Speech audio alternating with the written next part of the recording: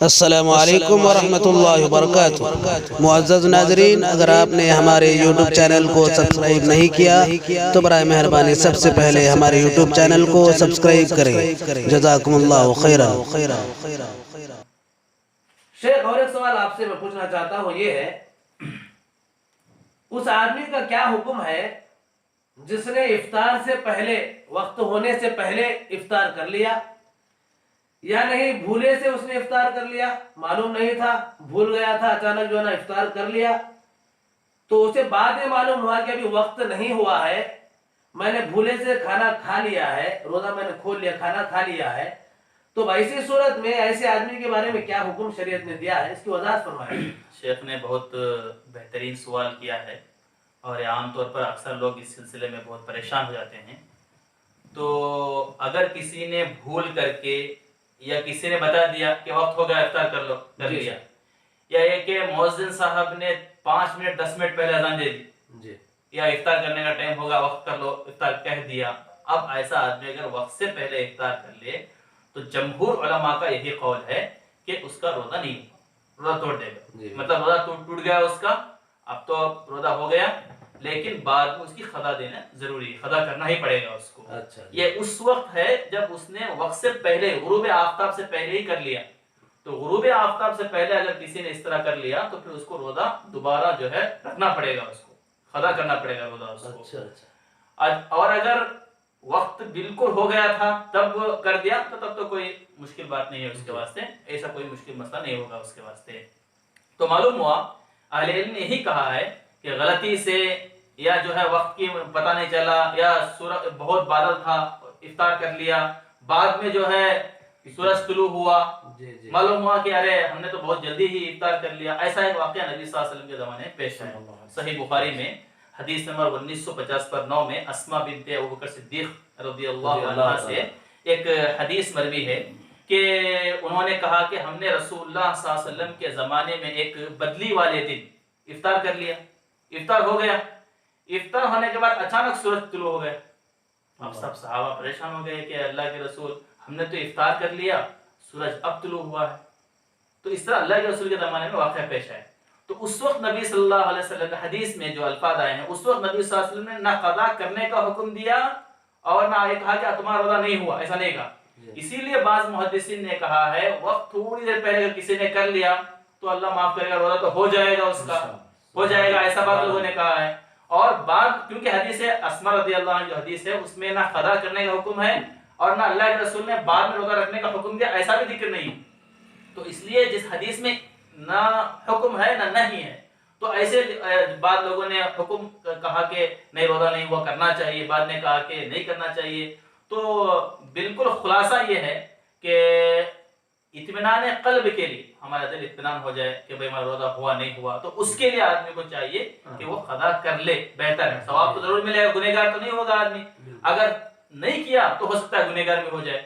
واللہ اعلم۔ تو اس لیے بہتر ہے کہ ایسا حادثہ کسی کے ساتھ، ایسا معاملہ کسی کے ساتھ پیش آ گیا، اور آج کل لاک ڈاؤن کے ان ایام میں خاص کر کے وقت نہیں معلوم ہوتا، اذان بھی نہیں ہو رہی ہے، اطلاع بھی نہیں ہو رہی ہے، اگر ایسا واقعہ ہو گیا کسی کے پاس تو اس کو چاہیے کہ بعد میں وہ قضا کر لے، واللہ اعلم۔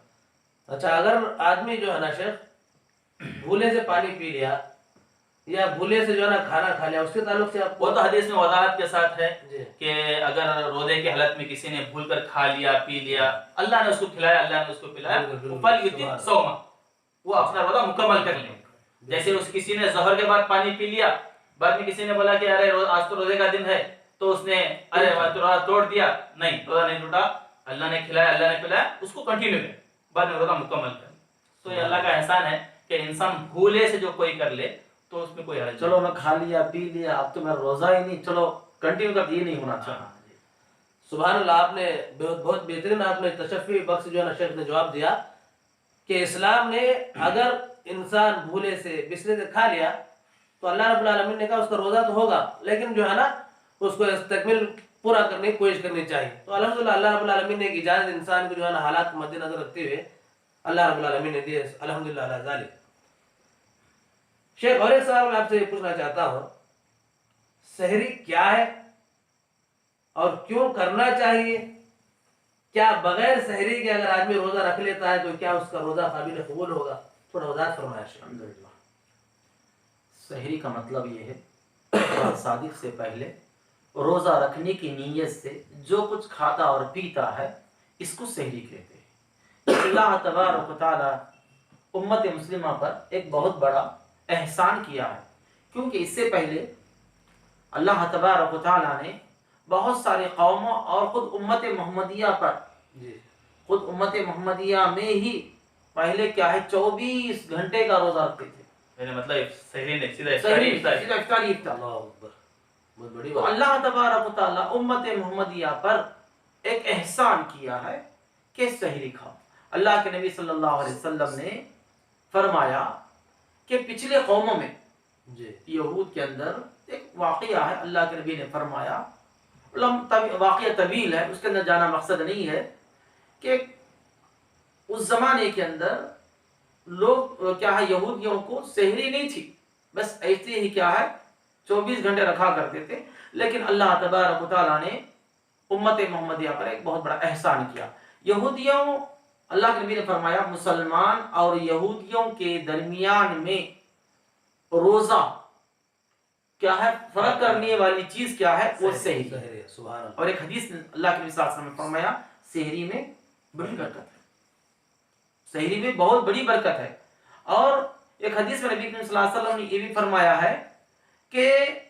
جب آدمی سحری کر لے، سحری ضرور کرنا چاہیے، جی ضرور ضرور سحری کرنا چاہیے۔ سحری کھانے میں بہت بڑی برکت رکھی گئی ہے، اور اگر کسی کو سحری کھانے میں کچھ نہ ملے، کچھ بھی نہ ملے، تو چاہیے کہ پانی پی لے۔ مثال کے طور پر آدمی دیر سے اٹھا، نیت بھی کر لیا، وہ نیت کرنا ضروری ہے، جیسے اس سے پہلے علماء اکرام نے نیت کے متعلق کہا، نیت ضروری ہے۔ رات میں مثال کے طور پر آدمی رات میں نیت کر لیا روزہ رکھنے کی، مکمل تیاری بھی کر لیا، اچانک صبح میں آنکھیں نہ کھلی، سحری کا وقت ختم ہو گیا، ایسی صورت میں وہ آدمی اس نیت کے مطابق اس کا روزہ ہو جائے گا۔ اس کے لیے پھر ایک کیا ہے، پھر سے اس کو کیا ہے